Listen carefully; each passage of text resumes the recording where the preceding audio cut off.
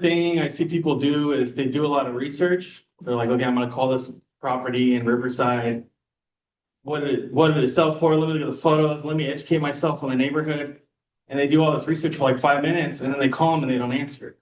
So don't do any research, just call. If you get lucky enough to talk to them on the phone, you want to start doing your research on the fly, like while they're on the phone. Um, Another thing you need to overcome is you're not bothering them.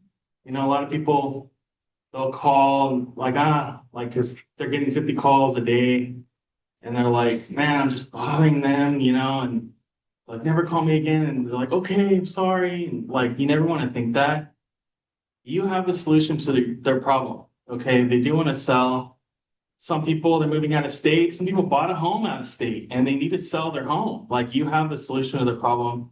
Always come from that mindset like that you are helping them because you do get yelled at, you get hung up on or whatever, and you kind of need to push back that and find someone that you can help. Number two, understanding the seller's mindset. They get hundreds of calls, they're frustrated, they don't trust agents. Like I just talked to a guy today. He's like, you're saying a lot of the same stuff the other agent said when it expired. They don't trust them. So just understanding that, there's things you can do to overcome that, like building trust, showing them past sells. Really, there's a saying like people don't care what you think until they know that you care. They don't care what you think on the market or whatever, but if you can say things that let you know that you care about them, like they big plans. I mentioned some people did purchase out of state. They really need to sell. They have two mortgages. Understanding their motivation is really important. They're very, very cautious because they had a realtor promise the world. They promised the highest price. They would sell in 30 days. It sat on the market 3 to 6 months, and it didn't sell. Number three, this is something unique to me. Don't take the bait. When you're on the phone with someone, they'll give you cues to get off the phone. Like when you're talking to your friends, it sounds something like, all right, thanks, not interested. All right, okay. All right, okay then. You know how I'm saying like goodbye without saying goodbye? Don't accept it. Don't be like, all right, see you later, or talk to you later, or okay. Never, just keep going. Just keep asking good questions because they will give you bait. Like, hey, we're not going to sell anymore. All right. No, it's not all right. You can say something like, oh, you wouldn't sell even if you got and you look, the 460 that you guys wanted, you wouldn't sell. Having that objection under your belt, it helps a lot. You need to know your objection handlers. A lot of people, they make calls and they have a script, but you need to have objection handlers. You need to have 3, 4, we're not selling anymore. We're relisting with the same agent. What commission did you charge? We're interviewing other agents. What would you do differently to sell my home? These are all things that they would say on the phone, on the fly. A lot of times, if I don't know what to say, I'll just say, that's exactly like, okay, we're not selling anymore. Like, okay, well, that's exactly why we need to meet. So we can see if it's still an option for you or see if we can, usually I'd say something else if they're not selling anymore. I'm like, oh, did plans change? Like, oh, were you planning on moving out of state? Or I like to joke around a lot. I like to say oh, we're not selling anymore. I'm like, yes, if I was in that neighborhood, I wouldn't be selling either. I just talked to a guy who's in Orange Crest, like very desirable place, Riverside. We're not selling anymore. I don't blame you. Why would you want to leave Orange Crest? And then they'll tell you the real motivation. Oh, we're moving to Utah. That was a guy from yesterday on a call that you're going to listen to today. What commission do you charge? Don't get into it. Don't get into it. Say that's exactly why we need to meet. We'll discuss what commission I charge and what I do differently. We're going to interview other agents. All right, awesome. I'd like to be the last person. So when's the last appointment for you?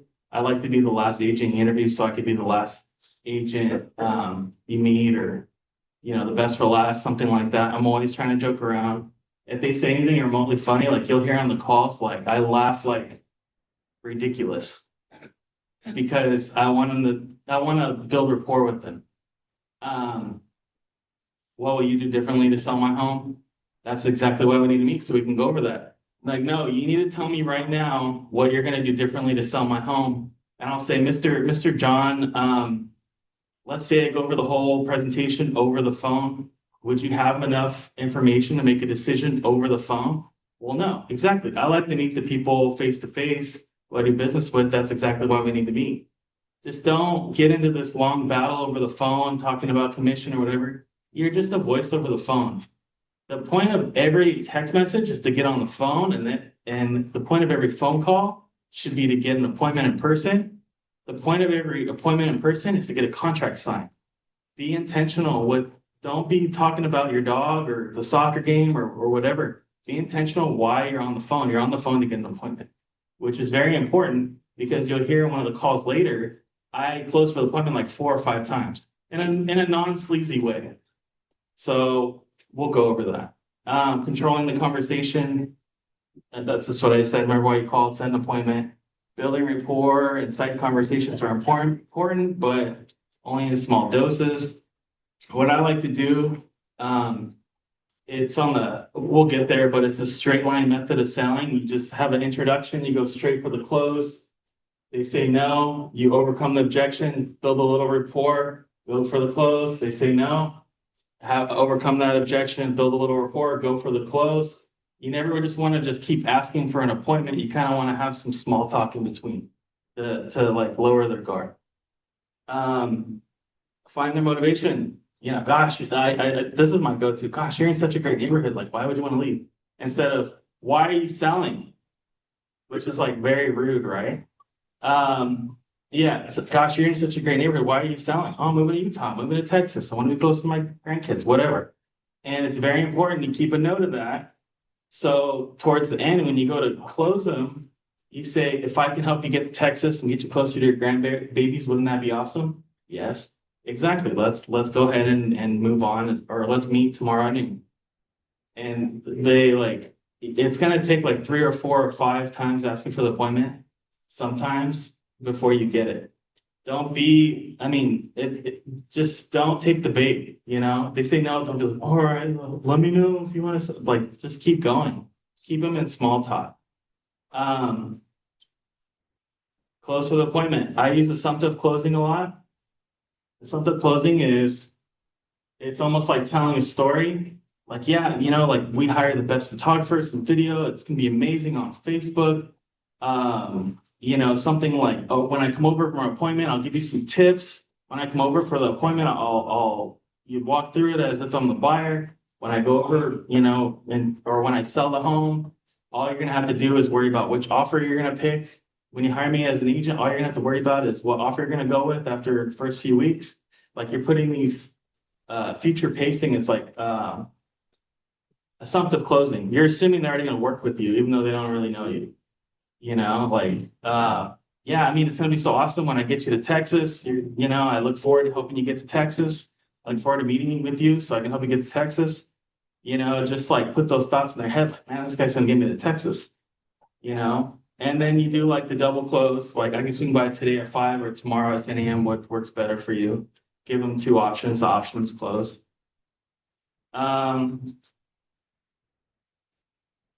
Sometimes we'll keep the page, the back of the page. Sometimes you have to ask for the appointment again 3 to 4 times on a call before you get it.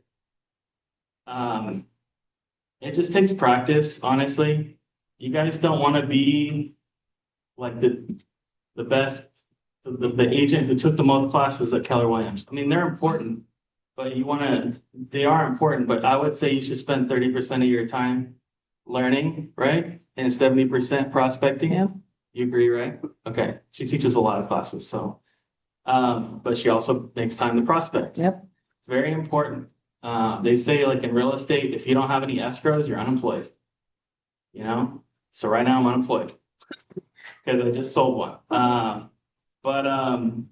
You want to be intentional. Like, yeah, it's very important to train, but it's even 10 times as important as apply what you learn.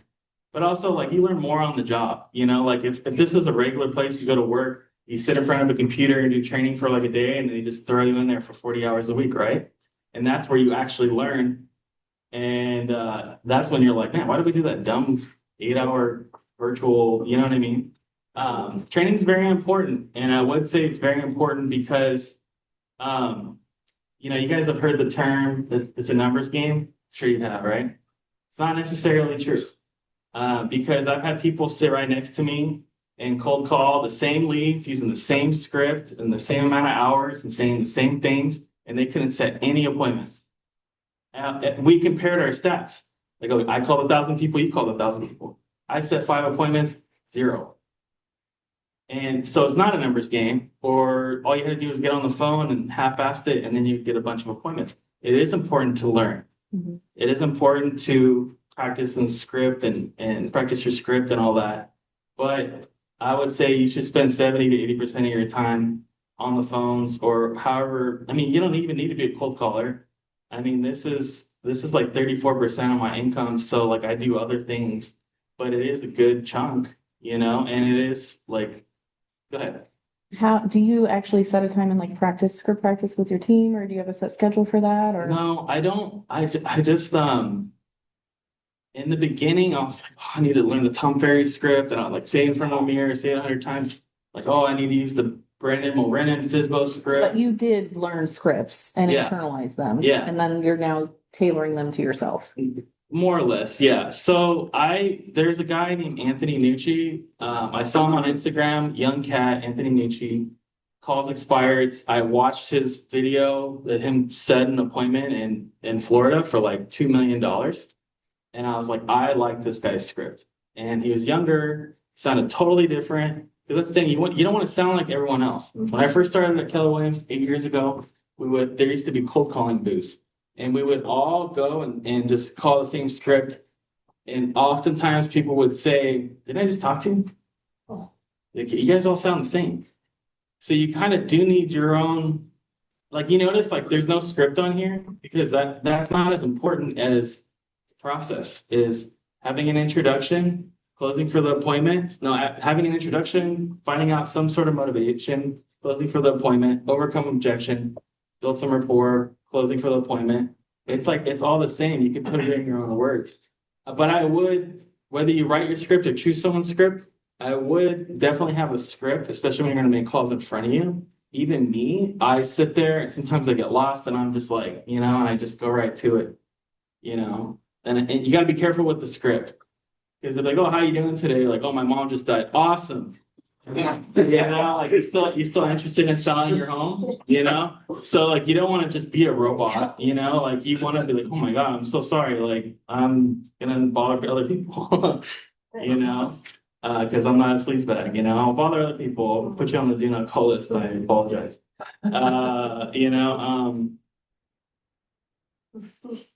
It is important, but you don't want to be the training master. You don't want to be an eight, because I love Keller Williams because they offer the most training, right? You agree? Yeah. You ever been to another brokerage or no? Yeah, I was with a small brokerage. Yeah, I was with the boutique brokerage. I was at Keller Williams and I was like, I don't know about this. Went to EXP, did a boutique brokerage, and I just came back just because of the training. I can even learn stuff here when I have time. But you guys do need to find some way to prospect. And I personally like finding listings. I like having listings because if I'm busy, everyone calls me. Everyone calls me to see my listing or make an offer. I can just check my voicemails. Compared to when you're working with a buyer, typically they're off on the weekends. You're showing home all weekend, and you find out that they made an offer with their cousin and cheated on you or whatever. Or they're not interested, or you show them 100 homes over 3 years, and they never make an offer, and you never get any of that money back. I like having listings. They say that you list the last. Everyone comes to you. Also, another time, a lot of things too is a lot of times a buyer will come directly to me and I'll be a dual agent and get double the commission. Or if a buyer comes to me and doesn't like my home, I'll show them other homes. That's how I find buyers. But having listings is as good as gold. Would you agree? Yeah. You have to pay for buyer leads otherwise, or do all kinds of prospecting. But if you have a listing, you're automatically going to get buyers out of that because that might not be the right home for them. So you can sell them something else. Mm-hmm. Have you ever had buyers waste your time? Oh, yeah. Yeah, me too. But the more you get experienced and the more you not just internalize the training, but start implementing it, you start to learn who to spend your time with and who's not serious and Yeah. categorizing people and No, buyers are great, but I mean, if you guys focus on just getting listings, you will have way more time. You know, it's so cool, like having like 5 or 10 listings and everyone calling you. And maybe they take a month or a few months to sell, and then you're just like, okay, cool, that one's gonna sell, that one's gonna sell. You don't have to worry about it. You know, like stacking up your listings and you know you got money coming in. Like having a home for sale under 600,000 within like 25-mile radius, you can pretty much already spend money. You know, as long as it's not a 2 bedroom or something. It's like having listings is great. It's like guaranteed income. Anyways, I'll get back to the closings. So these are some of my own closings that I use. You know, I'll say things like, I don't mind, you know, I just want to give you a few options so you have all the information you need to make a decision. You'll hear me say that a few times on the call. Actually today, I made calls yesterday and today to try to record some good calls for you guys. Cause it's one thing like, yeah, he knows what he's talking about, but actually like hearing me on a live call is another thing. And then like another thing too is like you want to mirror and match your prospect. If they talk low, you talk low. If they talk fast, you talk fast. If people like people who are like them. It sounds ridiculous. One time I called and this lady was like, seems like a grandma. And I was like, hey, Susan, this is Gary, the realtor. And then like I left a voicemail and everyone was laughing at me. And she ended up calling back and listening with me. So in your face, you know, it does work. You want to be sincere. You don't want to sound like a robot. You don't want to sound like you're reading off paper. You know, so sometimes I'll be really sincere. I'll be like, you know, listen, like I'm 100% confident your big, beautiful blue home should have sold. That's another thing I do. I stand out any way I can. Oftentimes when I get someone on the line, I'll look up their property and I'll have it in front of me. Like, gosh, you guys have a pool in South Redlands? Like, that's freaking awesome. Like, I'm so surprised it didn't sell. Because everyone else is calling using like a Mike Ferry script or Tom Ferry script. And they're like, yeah, if I can get you the most money in your pocket, wouldn't that be great? You know, it's just like, but me, I'm like, yeah, you have an awesome 2-story, like 4-bedroom house. Like it's blue. I love blue. You know, I love the area, grew up in the area, whatever. I try to be really specific. So I'll say, listen, you know, I'm 100% confident your big, beautiful blue home should have sold. And I'd love the opportunity to share with you what we do differently to sell homes. Are you free later today or is tomorrow better for you? And another thing too is if I see an expired listing and the agent took cell phone photos, I don't use that approach. I use the marketing approach. Because if I put I put like basically I plant seeds in their head where, gosh, man, if my property was just marketed correctly, it would have sold. Because more than often times than not, I've done both. I've taken cell phone photos and had a photographer. It always works out better when I have a photographer. In that case, I would say, look, I'm looking at your home right now, and you know the pictures don't do it any justice. You know, we pay extra for professional photos and videos, no cost to you, of course. You know, we also advertise on Facebook, get thousands of views, and do things completely differently. You know, your home deserves the love and attention and marketing. I'd really like to show you in person what we do. Are you free later today? That's worked for me pretty well. And I know no one else is saying that. Maybe after today, a lot of people will. Follow-up system. Oftentimes, you don't get them on the first call. Sometimes you do. It's amazing. It's like the Wolf of Wall Street. You're like, oh, you know, and you get an appointment, and then you're like, crap, now what do I do? You know? And then you take another class for how to do a listing presentation. You know, I'm sure you've probably taught that or other people. Yeah, totally different, you know, totally different scenario. But you got to get your foot in the door before you can get a listing. So I'm going to help you get your foot in the door. And they'll, you know, other agents teach you how to do a listing presentation. My follow-up system. So I put them in the CRM. I don't lose touch with them. And you have to be intentional, like call them every day. Because oftentimes you'll see a listing expire. Within 5 days, 10 days, it's active again. Boom. So don't just put them in the pipeline and follow up in 2 weeks. Like you need to be on them like every day, every other day, unless they say, hey, can you call me next year or March or whatever? That'd be different. A lot of times I always try to say like stand out. I already stand out because oftentimes I'll go to a listing presentation with my son. So I already stand out. There was one lady who every person I went and sat down, and Michael can attest for this. I went and sat down, first call of the day, come on over. And I'm like, all right, I guess it was that easy. And I did the presentation since I was here, and then I left. And every person who called her, she invited over.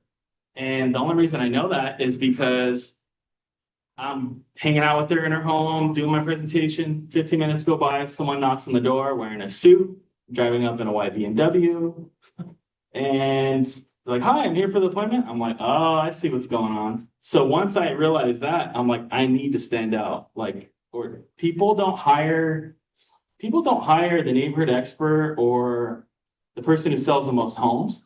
If that was true, Crystal Roth would you would just see her name up there, right? People don't necessarily hire the person with the most sales. They hire the person they remember.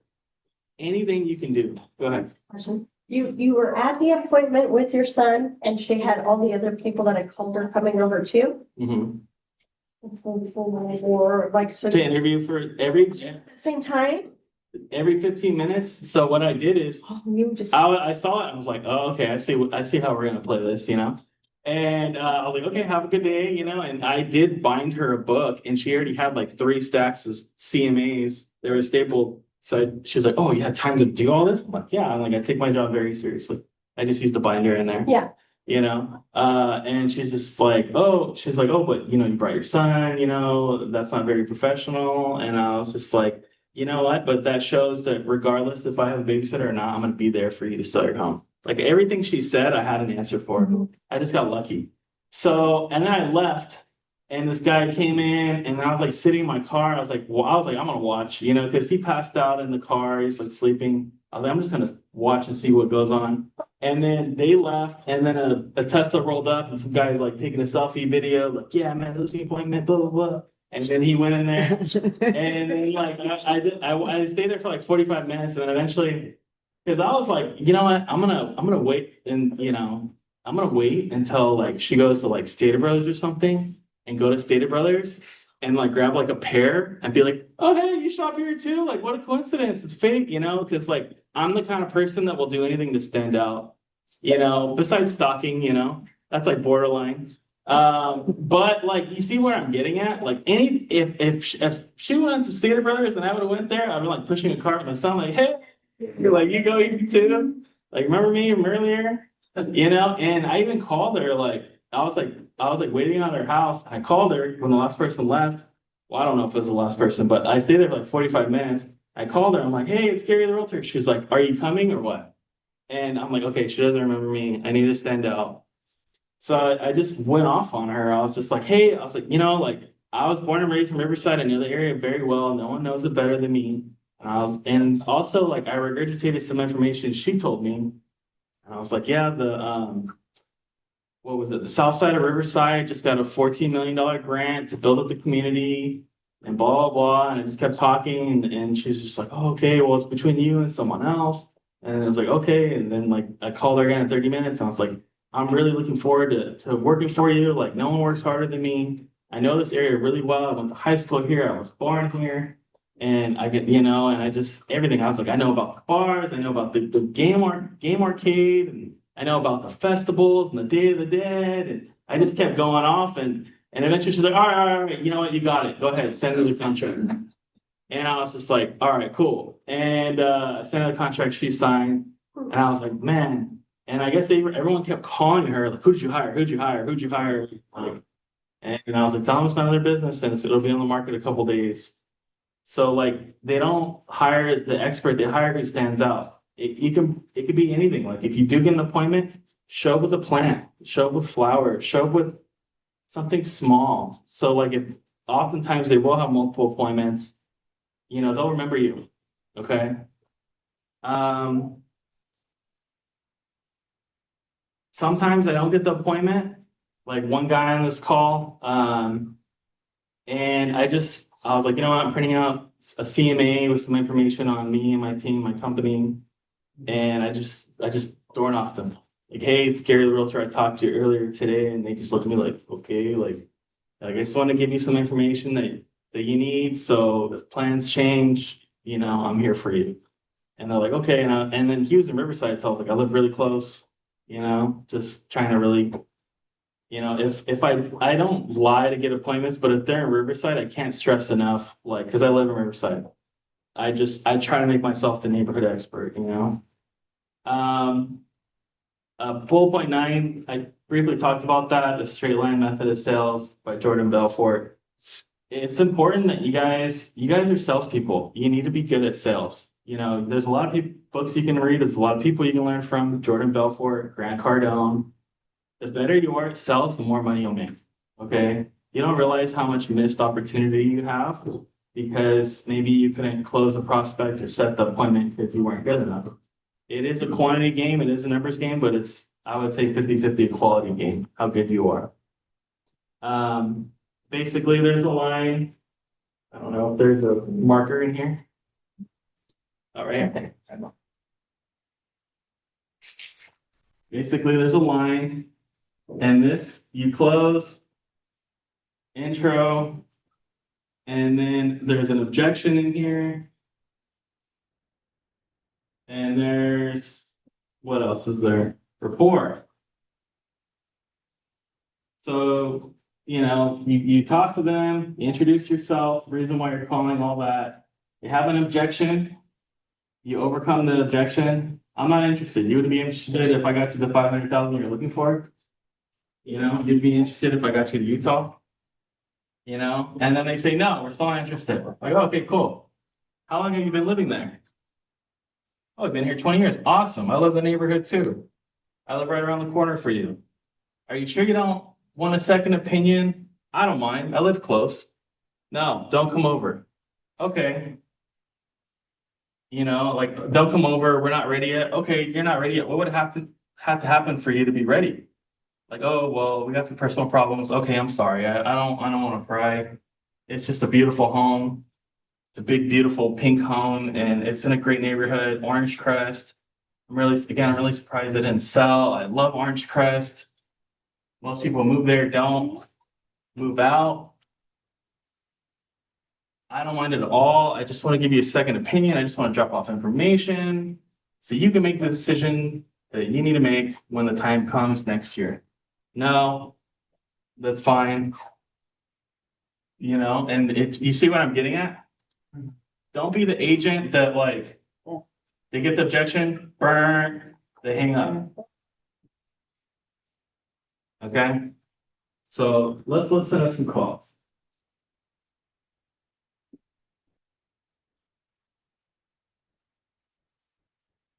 So the first call, I didn't get the appointment. It's like a few minutes long, but he said I Can could you follow get a up. little closer so that Yeah. I can pick it up?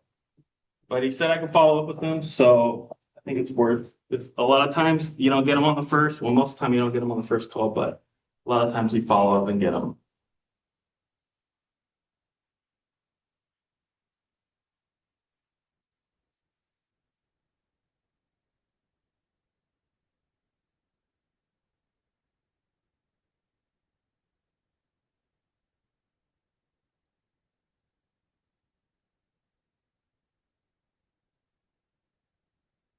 Is this Mr. Cole? Yeah. Here, we got a million phone calls by now, so I'll be brief. I just have two questions about your home on Rose Bay. Do you have 30 seconds for me? Sure. Okay, great. That was my first question. Second question, did you end up selling it or still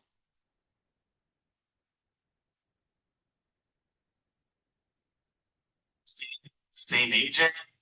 You think they did a good job?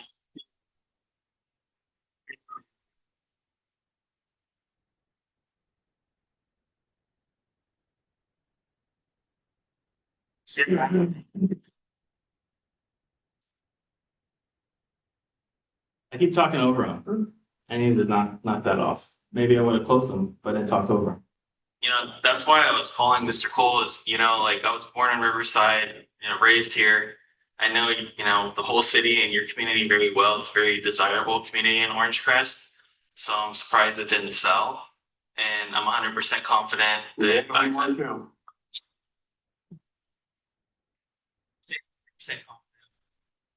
I'm sorry. I'd like to meet you in just 15 minutes because I am a local guy and I don't mind. I live pretty close, like 10 minutes away. Are you open to interviewing another agent at this time? No pressure.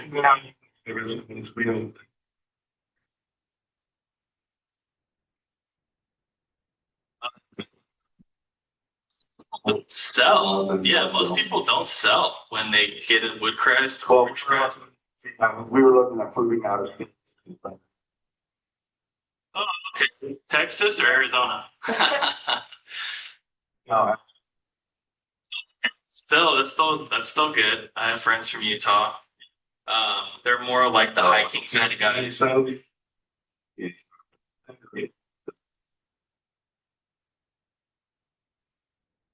I'll let you go because I'm sure your time is important and you're a lot of calls. Would it be okay if I just call you like March or something and no pressure at all? I just want to call you because I really love this house and I love this area and it has a huge yard. It's a corner lot. I mean, RV parking. It has a lot going for it. And again, I'm just surprised it didn't.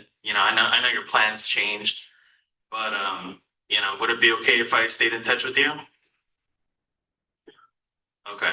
All right. Thank you, Mr. Cole. I'll give you a call in a couple months, and I wish you guys Merry Christmas and a blessed New Year. Okay. You're welcome. Take care. Bye-bye. Okay, so with that guy, he said he had personal problems. That is not an objection, that's a condition. There's nothing you can do about conditions. That's why I didn't want to keep going back.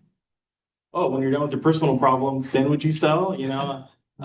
So a personal problem is not an objection. It's a condition. You have to just stay in touch with them. That guy, I did drop a CMA off at his house that day. And I said, if things change for him, I didn't want to be like, if you overcome your personal problems, give me a call. I just said, if things change for you, give me a call. So let's look at the next one. The next one, I would say, I got an appointment, kind of, and you'll see what I'm talking about. That was this morning at 9 a.m. Hello. Morning, it's storming. Yeah. Morning, Norman. Scary. I'm sure you've probably had a million calls by now, but I'll be quick. I just have two questions about your home in the 55 plus community on Portsmouth. Yeah. Did you end up selling it, or are you still the owner? Okay. Are you planning on relisting it with the same agent? Do you think they did a good job? You open to getting a same? No, we're not going back. Yeah, we're not going back to it. So there's like 40 agents in the office. They let go like 30 of them because the problem with them is they pay them a salary whether they sell the home or not. You know what I mean? They kind of just half-assed it. Also, Redfin was just acquired. They were almost bankrupt. They were just acquired by Rocket Mortgage. So that company. I'm not going to be surprised if that company just goes downhill from here. But that's besides the point. I really like I'm looking at your home right now. It's a beautiful house. And the 55 plus communities are a little bit more difficult to sell. But I'd really love to give you a second opinion on how I do things differently to sell the home. Yeah, we're not ready yet. It's like I'm gonna wait till the first, but that's fine. But if I'm again no pressure, but I'd really like to just meet with you for 15 minutes and give you information about what's going on in the area. And then when you're ready, you can call me. But I do want to meet you, face to face, shake your hand, tell you what I do differently. I don't mind stopping by. I could probably stop by. I'm going to be kind of over there in Lake Elsinore, so I can stop by in Menifee probably around like 3 o'clock. Would that be okay? Not today, you should figure out the case you gotta do. You working on the house? The first case, yeah. Okay. So. It's a beautiful house. you know, you got the gravel, you got a pretty big lot. You know, 1,500 square feet is pretty big for 2 bedrooms, so a lot of people would enjoy that. You got the awning outside and everything. So most of the time when I sell the homes, it's as is. You know, they can buy it if they like it, great. But we're not repairing anything. You know, some buyers they make a laundry list of stuff that they want done, and you know we don't play that game. You know, if you want it, great. If not, then you know find something else. You know, I'm not gonna let them take advantage of you.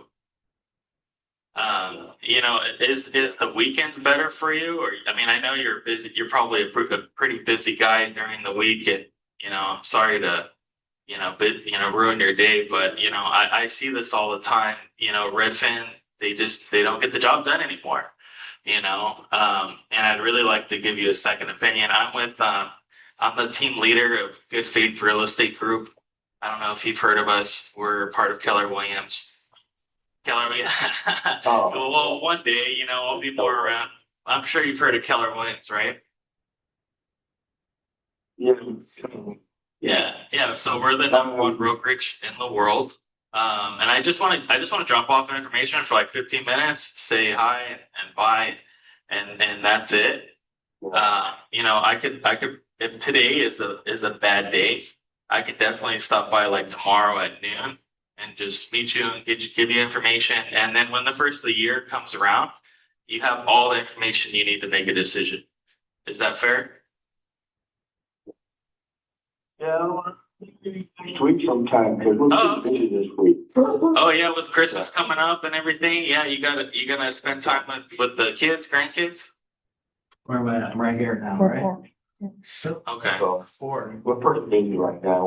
We're not even thinking about it. This is like the 4th time of the month. Yeah, I just want to print you information about me, my company, my team, and then also what's selling around there. So like come January, you know, because you know, next week, everyone's gonna be out of commission for 2 weeks. You know, the kids are off school, my kids are off school, you know, and everyone's gonna put it on the first of the year.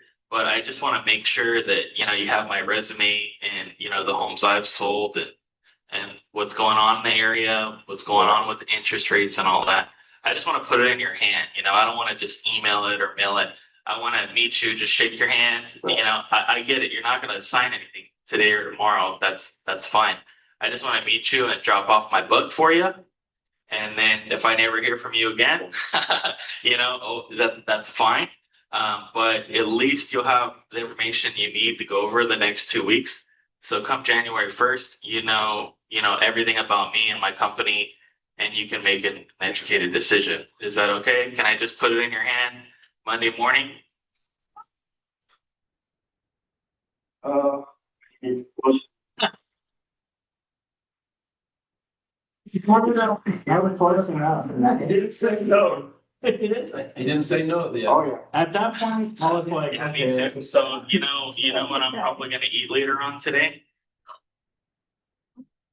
Whatever my wife wants. What did you say? You You know how that goes, right? Oh, you No, he said, I said, I know you gotta talk to the wife, and then I said, yeah, I was like, are you married? He said, yeah. And I said, you know what I'm gonna eat later today? And he said, what? And I said, whatever my wife wants. Just to try to get a laugh out of him, you know? Build rapport, but you guys see the point? Yeah.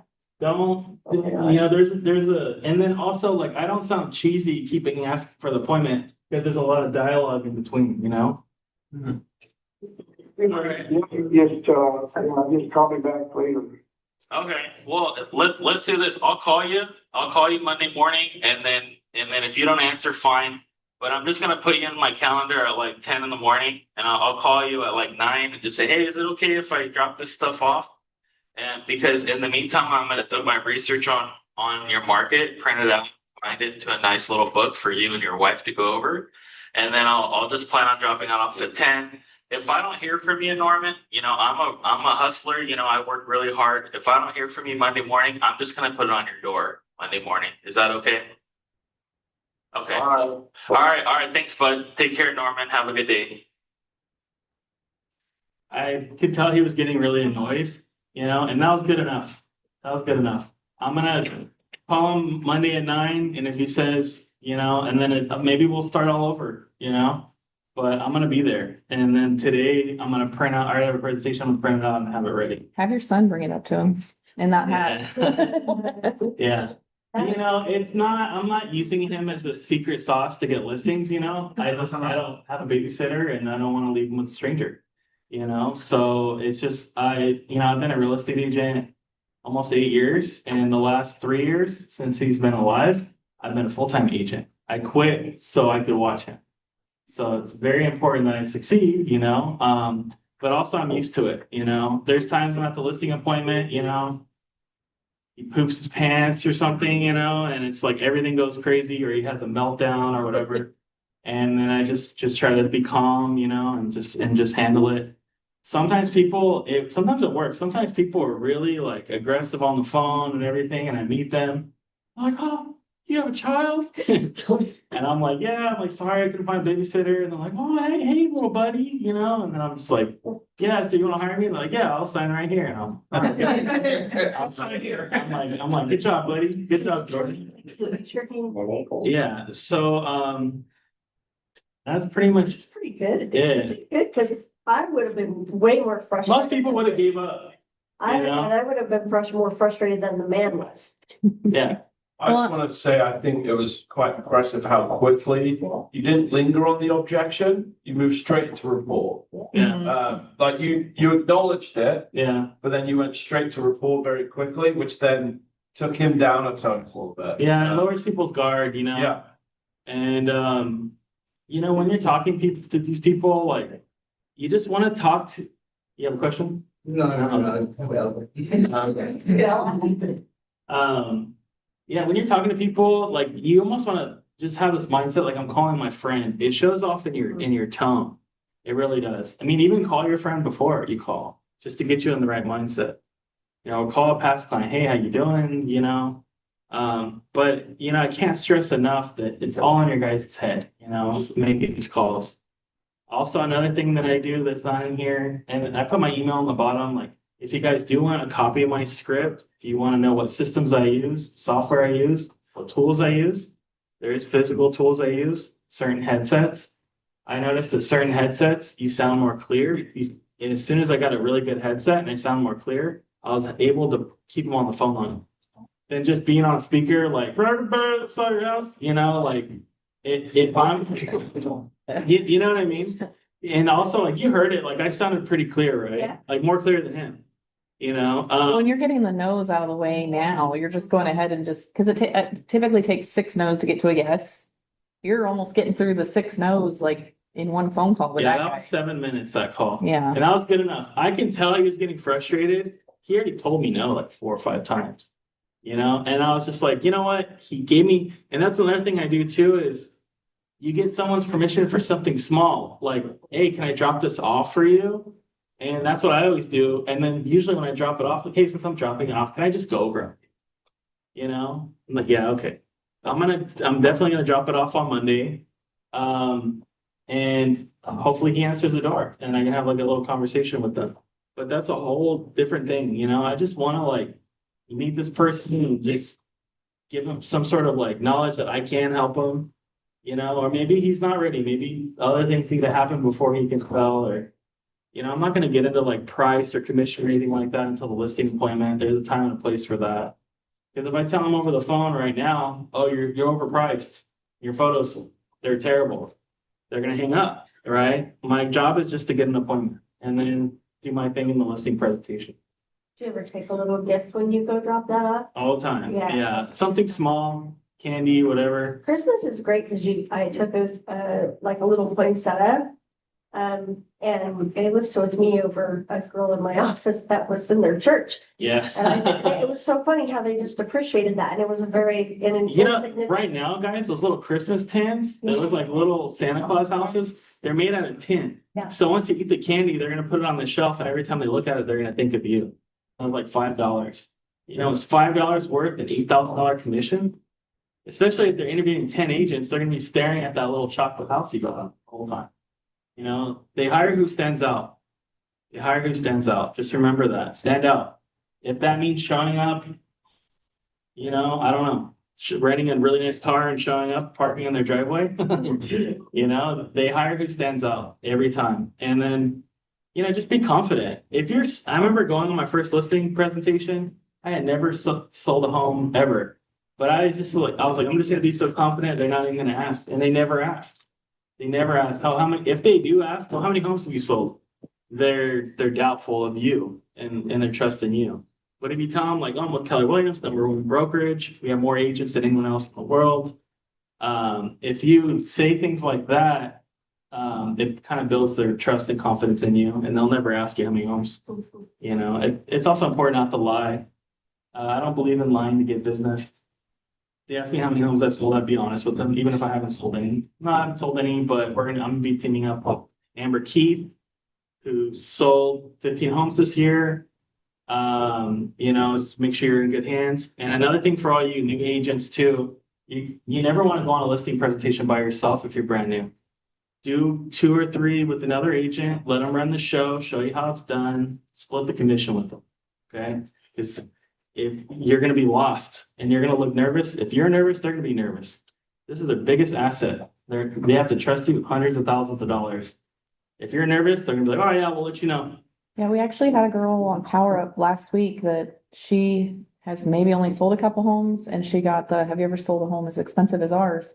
And she's like, no, I haven't, but did you know that Keller Williams has a luxury division and I'm gonna team up with the top luxury agent in the area to help you get this home sold and we're gonna come over. And I was like, that was actually really strong because she's brand new. She's only sold a couple homes, but now she's just setting, like he was talking, the assumptive, what did you call that? Assumptive closing. Assumptive close. She used an assumptive close, like this girl and I are gonna come sell your house. Yeah, like when you meet with us, you're gonna be so impressive. Half of something is better than 0 of nothing. Yeah. Also, it does help teaming up with someone. They pay for photos and videos. You get to meet who their photo video guy is. And then just walk through the process, you know? They teach you important things. Like when you're the listing agent, you're the king or the queen. Like you get to choose who the title guy is, Darren. You know, who escrow is, you know? It just helps to have like teaming. I teamed up my first 3 listings, I teamed up with someone, and then I was like, okay, I got it. They didn't do much, you know. I got it down now. And then the 4th one, I just started going by myself, you know. Any questions? So when you're making your calls, I'm assuming the vast majority of people don't, correct? Yeah, that's why it's important to have a dialer. You can call 200 people in an hour, talk to 7. So when you are making your calls, will you call back, like following week or? Next day. Next day? I just restart the list every day. Okay. Unless I call, because I would say like 20 to 30% of listings that expire relist in a week or 2. And then, Does your program automatically like filter those out or do you have to go through and take yeah, out? my software, if it's active, takes them out. I never get someone that's like, I already listed it with someone. Unless they signed the contract and didn't actually put it in the system. Do you leave messages or texts at all? Waste of time. If they don't answer? It's a waste of time. Why spend 30 seconds leaving a message when I could already call 3 other people? Or 4 or 5 other people with the dialer. Especially if you're gonna call back next day anyway. Yeah, I have done it before. And when I have like this voicemails, you know, leaving like, hey, like, cause I have an investor who will buy your guys' home for cash. So if you guys have any really ugly properties, please call me, because oftentimes when you're working with an investor, you can choose your own commission. Like I'll tell you a quick story. I had this really distressed property. My investor was like, listen, I'll pay $420 for it. Anything under that is your commission. I'm like, okay. And so I'm like, okay, I'm gonna offer him 400,000, sign a buyer broker agreement for 20K. And the investor's like, okay. And I went to the seller, offered him 400,000. And I'm like, no commissions, no closing costs. The buyer is paying for everything. And they were like, okay. It was a hoarder house. They just wanted to get rid of it. And they never asked how much my commission was because they weren't paying it. You see what I'm saying? So I forgot my point is. But I started leaving those voicemails on every expired call. Hey, give me a call back, I'll buy your house for cash. Hey, give me a call back, you know. And then one guy actually did call me back and he's like, I have a property. We ended up making an offer. We didn't get it. We were off by like 20 grand. And I had done it for like a week and I was just like, nah, I'd rather just stick to listings, you know. I was only able to call 120 people in an hour compared to 200. If I have a lot of good conversations, I'll call like 180 people because I'm on the phone longer, right? So just doing something simple like logging in your dialer every day for an hour, like, okay, cool, the hard work's done. Now let's spend the rest of the day doing other stuff with the house, door knocking, whatever. You feel really accomplished when you do an hour a day. When I first started calling expireds, it was barely last year in June. I would just sit out there and just hammer the phones for an hour. And then 2 weeks went by and I didn't get nothing. And then all of a sudden someone was like, yeah, come over. I was like, okay, cool. I guess it does work, you know, but I was just consistent with it. I didn't care because I was just like, I'm just going to do it and do all the other stuff. Like, you know, they say you want to have like 4 or 5 pillars of your business, expireds, open houses, whatever, depending on how much time you have. You do want to have multiple things you're doing. You don't want to have 10. You don't want to have 20. You only want to have a couple of things that you can master and get really good at. Sphere of influence, right? Family and friends. Would you agree? Yeah, definitely. What are your pillars? Social media, Okay, open house, Okay. door knocking. that's 3. I cold call, but not as consistently as I should. Yeah, so a third of my business came from it. So money wise, not listings. So a third of my business came from calling expireds. It does work. That's why everyone does it. It's just you just have to have confidence to do it, and that's how you get better. You know, and also too when you're role playing, like maybe people aren't going to be as hard on you. You're gonna be like, yeah, can I come over and interview for the job of selling your home? And then if you're role playing with your agent friend, they'd be like, sure, come on right over. You know, they're not gonna be that hard, but it's better to learn on the job. You know. How long after a listing is expired will you stop trying to contact? They expire so often, I never get to the list. Like I get new leads in every day or new data every day.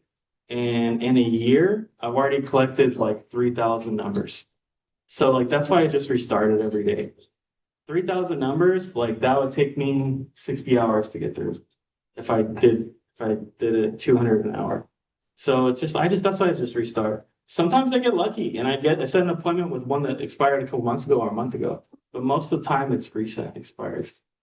Those are, the ones I usually do, but yeah. Any other questions? What time do you call? I just call in the morning, like at 8, 9. I just try to like always think like my seller is probably in their 50s, 60 years old, maybe 70, probably retired. They're probably up at 7. I just always try to put my mind in the mind of a prospect. Like you're calling an 8, you're calling a 9, and just knock out your hour. There's other times like I've called later in the day and gotten, but sometimes though, this is the great thing when you hit a home run. You get on the dialer or you make your call. It expired today. You make the call. And you can tell you're the first person they've talked to because the script works. You know what I mean? They're just like, okay, yeah, come on over. And you're just like, yes. And you're like, oh, by the way, you're gonna get a lot of phone calls today. So I'm just letting you know, but I'll be there at 12, okay? Sometimes you do get lucky and you're the first person, to get them and they're like, fine, come on over. Like I have been getting a lot of calls, but I answered yours because it was 951. And I'm like, okay, cool. So sometimes you get lucky, but I will tell you, the harder you work, the luckier you'll get, every time. Just do it. It's like, don't be afraid. I mean, yeah, be afraid, it's nerve-wracking for me to come up here and try to teach you guys, but I know that I want to help you guys. I wish someone helped me. I had to figure it out by myself. Watch YouTube videos, or read books or whatever, So thank you for helping us. No problem. That's crazy. So you make it your goal to call. I just do an hour a day. It's very stressful. It really is. It's very pressure. I mean, another thing that's cool about when you use a dialer, if you start getting checks in, you can plug in your checks, how much money you made, and then it tells you, oh, you're getting $1 a call. You're getting, right now I'm at $1 a call. I'm like 50 cents a call, something like that. And $500 an appointment I set. So it tells you your stats. So then you're like, okay, cool. So every time you set an appointment, And by the way, like I set a lot of appointments, I would say only half the time they hire me. I just move on. You know, don't stress on it. You will have family members, cousins sell or buy a home without using you. Do not let it get to you. This is a cutthroat business. Agents will screw you over, sellers will screw you over, buyers will screw you over. You gotta just move on and just, you know, just be really resilient and just move on and just don't let it get to you. If you let it get to you, if you're an emotional person and it just destroys you and you keep thinking about it, it's just, it doesn't work out. I'm sure Amber, you have friends, family that have bought and sold without you, maybe? Yeah, they're buried in underground. Yeah, so it hurts, just move on. And, you know, I set these appointments, I go and they don't hire me. I'm like, man, there's one time I told my wife, I was like, it went so great. It was in Corona, it was like 1.2 million. I walked out of there, like, yes.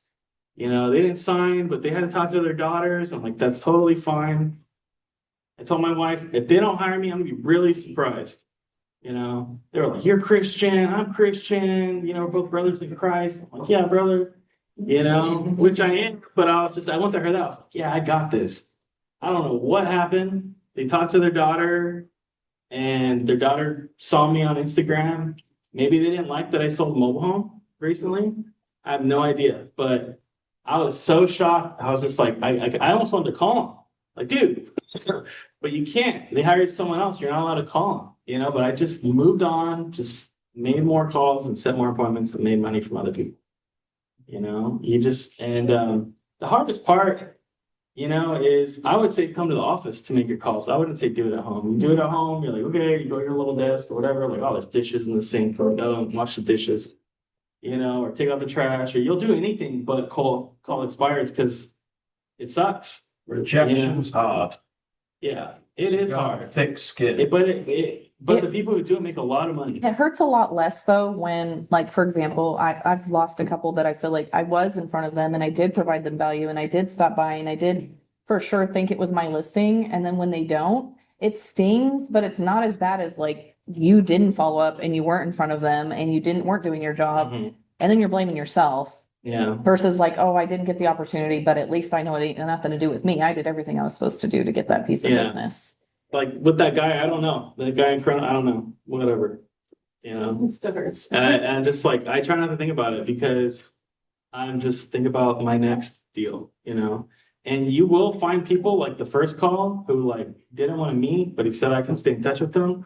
That's a whole different game. Following up, you can send Christmas cards, or just stop by, or whatever you want to do, and just try to figure out something to like stay in front of them, you know. And you may do all that, and you may spend all this money and give them all these gifts, and they still hire someone else, you know.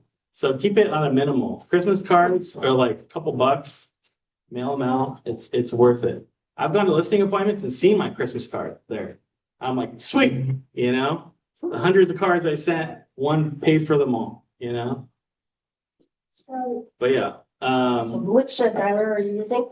I use Mojo Dialer. But if you want information on how I set it up and what script I use, because you have to set it up, there's different ways to set it up.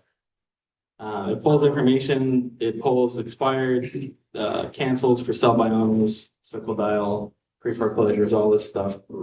So just send me a quick email, like, hey, I just want your script. Hey, what system do you use? I'll tell you, I don't mind. Also, if you're looking to join a team, I just started a team, please hit me up. That's all I'm gonna say on that.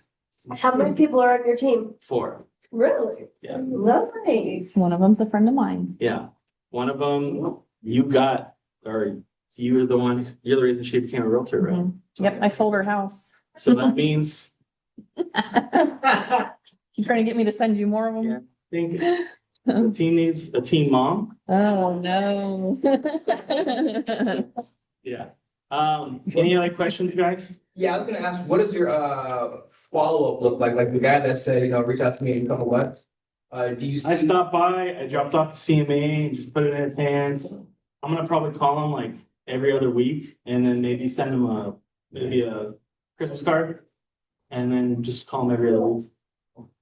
You know, and then we'll see what happens. But it's a battle every time. Every time I get that guy on the phone, I'm gonna try to get an appointment. Mhm. You know, be intentional. Don't just call them like, how you doing?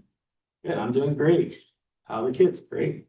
That's how you talk to your family. Like, it is good to do that, but be intentional. You're calling them to get an appointment, you know?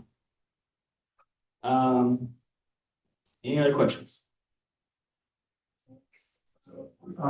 You said that you go through the expires list and then you go through it again, like people that didn't answer or? I just restart it.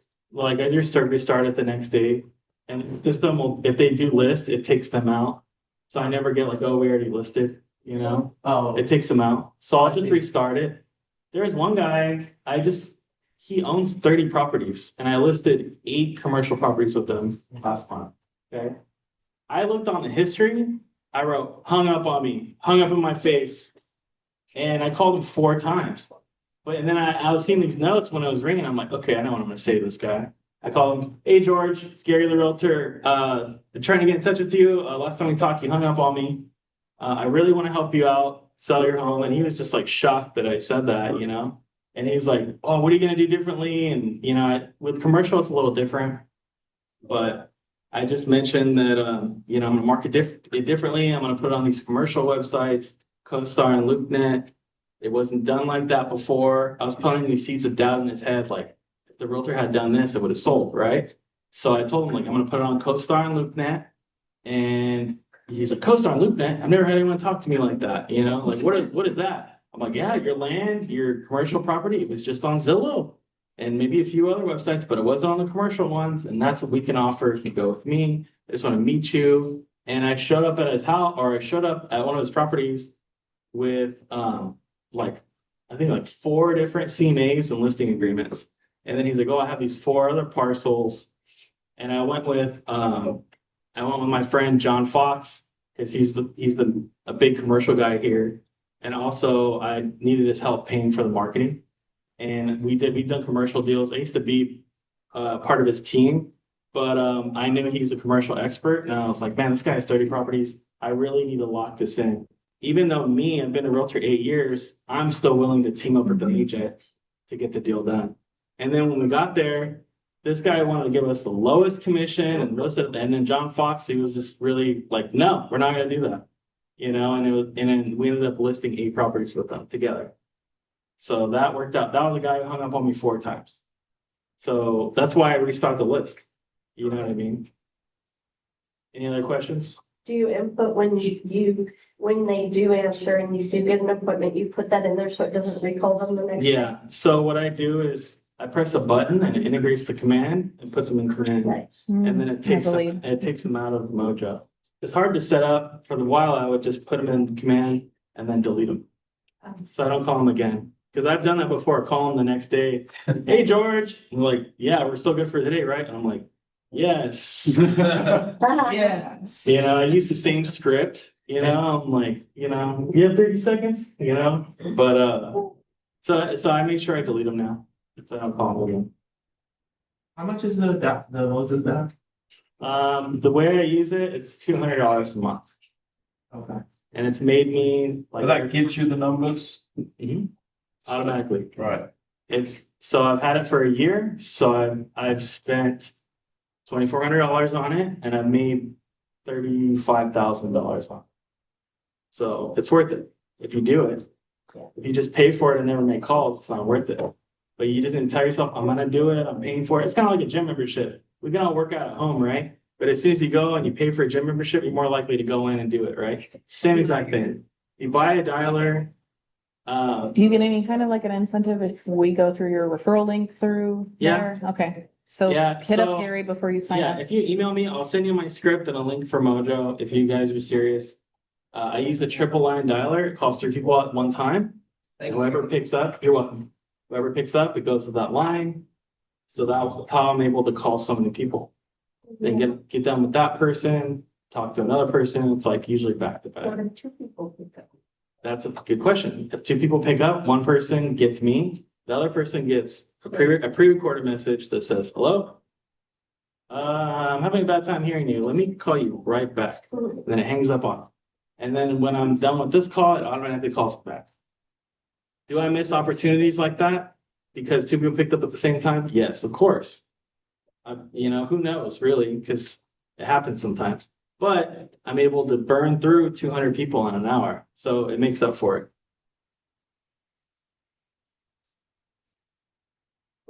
You guys can do it.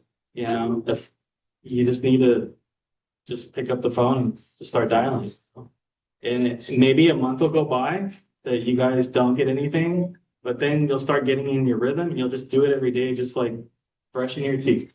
You know what I mean? You won't even think about it. It doesn't just have to be for expireds either. You could get a dialer set up for your farm, like have Darren help you make sure you have all your phone numbers and throw that into the dialer and call everybody you know in your database till they start picking up. If you're like, don't want to talk to expireds for some reason, then call who Yeah. you'll call, do what you'll do. Yeah. You're right. When I first started, I called for sell by owners. They argue with you and it's like a battle. It's like a debate every time. I have tried calling circle dialing where you just call like your neighbors. That has, for me, it's had a low conversion rate because you're just calling like, hey, would you be interested in selling your home? No. And then next person. On expireds, every single person I call, I know wants to sell their home. Compared to calling 100 people on my farm, maybe only 1% would. Right? Good point. So just let me, guys, I'm willing to help you with whatever you need, even if you don't join my team. So just let me know if you guys need anything, if you have any questions or need tips or motivation. And I'm here for you. Can I ask you, like, let's say average, like, how many people,